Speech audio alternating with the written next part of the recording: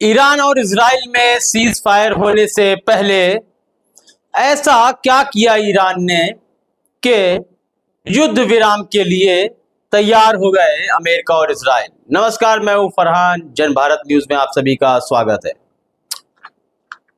आपने देखा था कि किस तरह अमेरिका इजराइल के सपोर्ट में खड़े होकर ईरान को लगातार सरेंडर के लिए उकसा रहा था या फिर सलाह दे रहा था या धमकी दे रहा था।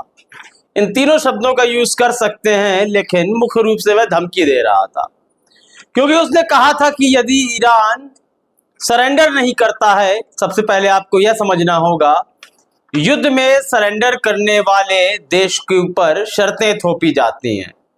यदि ईरान सरेंडर कर देता तो यकीनन अमेरिका और इजराइल के द्वारा ईरान पर शर्तें थोपी जाती। इसलिए ईरान ने यह ठान लिया था कि कुछ भी हो जाए, सरेंडर नहीं करना। उसने इजराइल के ऊपर लगातार बमबारी भी की। उसके बदले में अमेरिका ने ईरान के 3 क्षेत्रों पर एक बड़ा बंकर बस्टर बॉम्ब कहा जाता है, मिसाइल कहा जाता है, उससे हमला किया और बहुत ही घातक हमला था यह। इसमें यह उम्मीद लगाई जा रही थी कि ये परमाणु केंद्र थे ईरान के, ईरान को भारी नुकसान हुआ है, लेकिन ईरान ने इस बात को नकार दिया था और कहा था किसी के हताहत होने की खबर नहीं है और वह परमाणु केंद्र नहीं थे। इसके बाद 3 दिन ईरान चुप रहता है और अपने विदेश मंत्री को रूस भेजता है।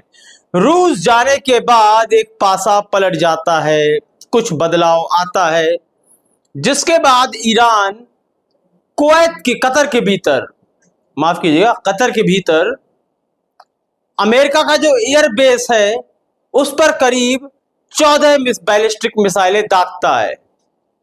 उन 14 मिसाइल्स में से 13 मिसाइल्स एयर डिफेंस सिस्टम के द्वारा रोक दी जाती हैं, लेकिन एक मिसाइल आकर जमीन पर गिरता है।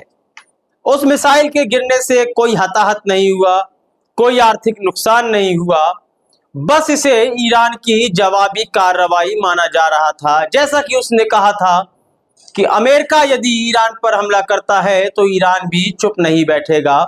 उसके बदले में ईरान ने अमेरिकी बेस पर हमला किया। इसके बाद कतर की तरफ से उसके पीएम हैं शेख मोहम्मद बिन अब्दुल रहमान, फोन आता है और कहा जाता है कि अमेरिका ने सीज फायर का प्रस्ताव दिया है। इस प्रस्ताव को ईरान कबूल कर लेता है और साथ ही साथ इजराइल पे कुछ मिसाइलें भी दाग देता है।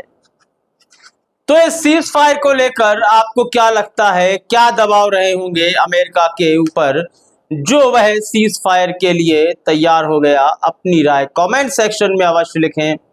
कार्यक्रम को लाइक और शेयर अवश्य कर दें।